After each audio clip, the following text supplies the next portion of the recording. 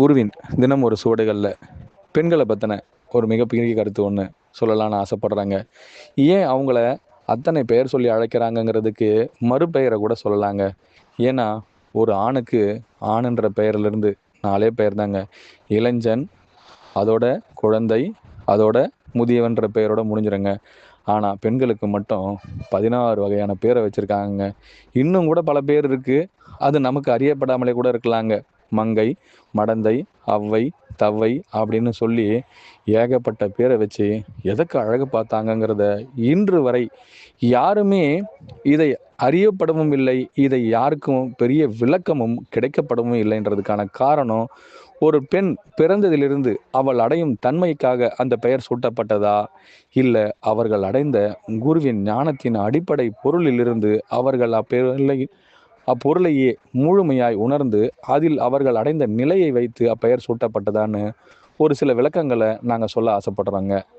எந்த பெண் என் நிலையை அடைந்தாருங்கிறதுக்கு ஒவ்வொரு ஊர்லேயும் ஒவ்வொரு கோவில்லையும் தன்னுடைய பெயரை எப்படி வச்சுக்கிட்டாங்க, குருநாதர் எப்படி வச்சாருன்னு அந்தந்த கோயிலில் இருக்க அம்மனுக்காகட்டும், அம்பிகை ஆகட்டும், மங்கைன்ற பேரில் இருக்கவங்களா இருக்கட்டும், அவ்வைன்ற பேரில் அவங்களா இருக்கட்டும், இன்னும் திலகவதி என்ற பேரில் இருக்கவங்களா இருக்கட்டும், நாச்சின்ற பெண்ன்ற பேரில் இருக்கட்டும், இப்படி ஒவ்வொரு பெயரிலையும் அவர்களுக்கு சூட்டப்பட்ட பொருள் அதிகாரத்தின் நிலையை அவர்கள் உணர்ந்தவர்களானா அப்பெயருக்கு அவர்களே அதிபதியாக்கி அழகு பார்த்தாராங்க தன்னுடைய குருநாதர்.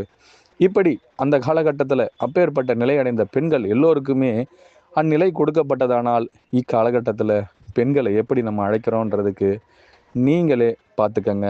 என்றைக்கும் வார்த்தையில் சொல்லப்படுகின்ற ஒவ்வொரு பெயரும் இங்கு வார்த்தைக்காக வைக்கப்படவில்லைங்க. அவர்கள் அடைந்த அப்பெரும்பான்மையான நிலைக்காக வைக்கப்பட்டது தாங்க.